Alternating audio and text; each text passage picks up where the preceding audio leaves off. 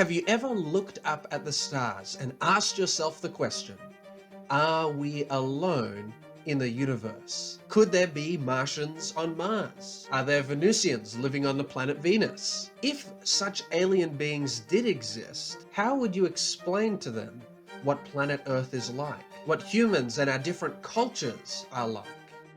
This was the difficult question that a NASA Space Committee had to find an answer to. Headed up by renowned scientist Carl Sagan, they were tasked with putting 2 spacecraft into outer space. And within these rockets, they were tasked with putting in a time capsule of what it is like to live on planet Earth. This was all done in hopes that if alien life were to ever find these spacecraft, they could open them up. To accomplish this task, Sagan and his team created 2 golden records with information about humanity.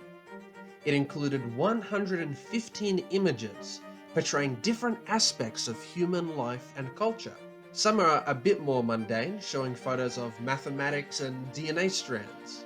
Others show different types of transportation, types of buildings and architecture, and even the planet Earth itself visible from space. Some of the more interesting photos include this one entitled Demonstration of Licking, Eating, and Drinking. Also included were a collection of audio sounds. Greetings in 55 languages were included, as well as general sounds from the human experience, including a train, a horse and cart, Morse code, a chimpanzee, and a kiss and laughter between a mother and child. The records also contained collections of music from different cultures, including songs from the musical greats such as Bach, Mozart, and Beethoven. The Beatles song Here Comes the Sun was going to be included, but NASA couldn't afford to pay the copyright fee to use the song. A very controversial choice on the record was Chuck Berry's song Johnny Be Good, which many said was too adolescent. Sagan responded to the criticism by saying, "There are a lot of adolescents on this planet." And therein lies the true beauty of the Voyager spacecraft mission. It truly is this beautiful encapsulation of what it's like to live on planet Earth as a human. It's full of a diverse range of age groups, cultures, people groups, all different parts of the world represented on these 2 golden records. But the question is, where are the golden records now? The 2 Voyager spacecraft were launched in 1977, and in 1990 they passed the planet Pluto. Now remember, the goal of these records is to be found by alien life. But the Voyager spacecraft won't reach another planetary system for another 40,000 years.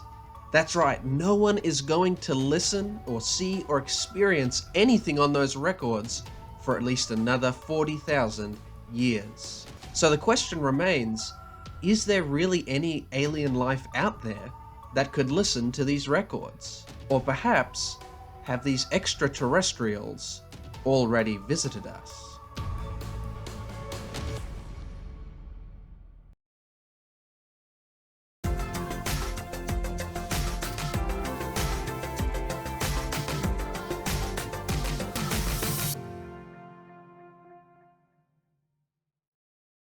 People across the world have claimed that they've encountered life that is extraterrestrial. Aliens, flying saucers, and even UFOs.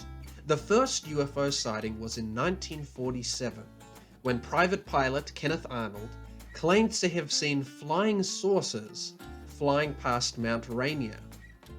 This launched the modern-day movement of UFO sightings. And very quickly, stories of people seeing UFOs spread like wildfire. And what began as a one-off sighting in America made its way all the way to Australia, and even to the town of Coonabarabran. Both the Sydney Morning Herald and the Mudgee Guardian reported in 2013 of a local resident in Dunedoo who claimed to have seen lights flying in the sky above a property that used to belong to his grandparents. The man claimed that on some nights he would see 10 or 11 lights flying up in the sky.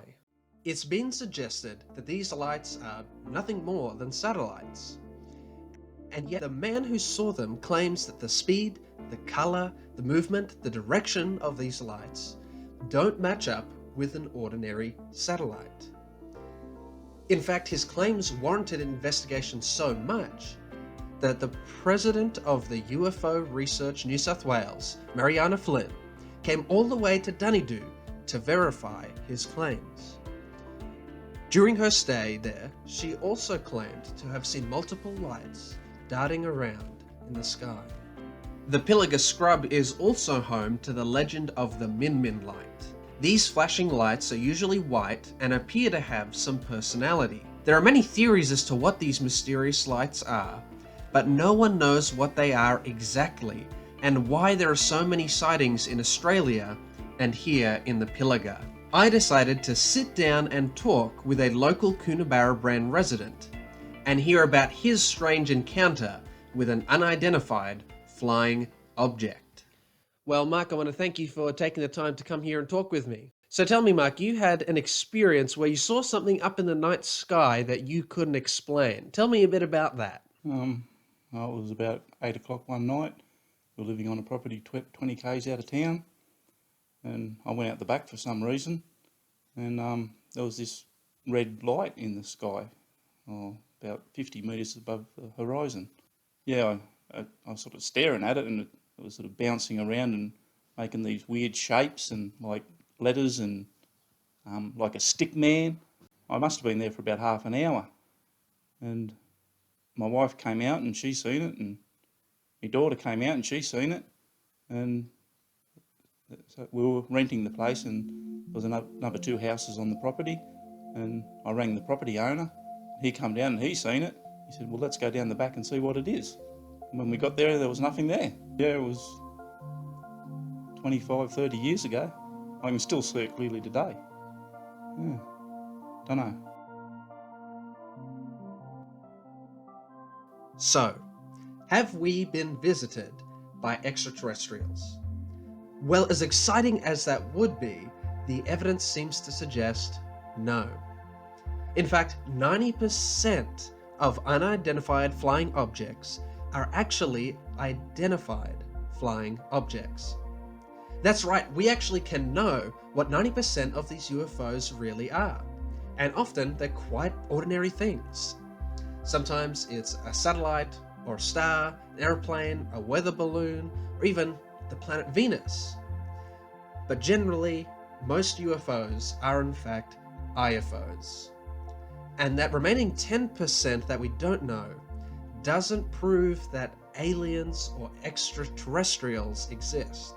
It just means we don't know. In fact, scientists are so sure that planet Earth has not been visited by aliens that it's actually caused them a number of problems. Many scientists presuppose that the universe began at the Big Bang billions of years ago, and that therefore the universe is billions of years old. Now, if this were true, we would expect that given so much time, life would arise on multiple planets, not just on planet Earth. And yet, there doesn't seem to be any evidence of life in the universe apart from here. Not only that, but probability also states that since there has been so much time that has passed in the universe's history, that aliens must have made contact with planet Earth by now. And yet there is no concrete evidence that we've ever been visited by extraterrestrial life, or that extraterrestrial life even exists. So, if probability states that if the Big Bang really did happen, we should have met ET already, and we clearly haven't, perhaps the Big Bang model is not as reliable as some may think. The lack of alien visitors to our planet calls into question the very origins of how life began on planet Earth. Probably the most popular theory today of how life began is the theory of evolution, which teaches that animals over millions of years are able to turn from one kind of animal into another. Perhaps the most famous example is that of a dinosaur turning into a bird. Now, the trouble with the theory of evolution is because it demands millions of years for one animal to turn into another kind, we can't actually observe it happening. It's not a type of science that is repeatable or observable. And more importantly, though it can try and explain how one kind of animal becomes another, it's unable to explain how life began in the first place. Think about it. If all matter in the universe came into existence at the time of the Big Bang, all those minerals and chemicals, well then how did life eventually come from these non-living things? It's a very simple rule of nature that life comes from life. Non-living things cannot produce life. So how did the first living thing in the universe come to life from non-living things? How can the process of evolution even begin if there's no living things in the universe? This is a question that evolution still cannot answer to this day. Some scientists have suggested that life on Earth was actually seeded on the planet by other aliens. But this isn't a satisfying answer because then we have to ask the other question, how did these aliens first come to life from non-living things? It seems that the longer we search for alien life, the more we are beginning to realize that most likely they aren't there, and that the origins of our universe and life on Earth may not be what we think it is. As we look out to the stars and ask ourselves the question, are we alone in the universe? The answer we quickly find is, perhaps we are. We haven't found evidence of Venusians or Martians or any extraterrestrial life on other planets. And yet, if our universe is billions of years old, we should expect to have found many types of alien life. It begins to call into question, how old really is our universe? And how did life really begin, if in fact we are the only life in the universe? Perhaps even more fascinating is that life on this Earth appears to be here not because of random chance, but by design. For example, the force of gravity is determined by the gravitational constant. Now, if this number were varied by 1 in 10 to the power of 60 parts, that's 10 with 60 zeros behind it, no human life could exist on our planet. The planet is also the perfect distance from the sun to sustain life. Any closer, and everything on it would burn up.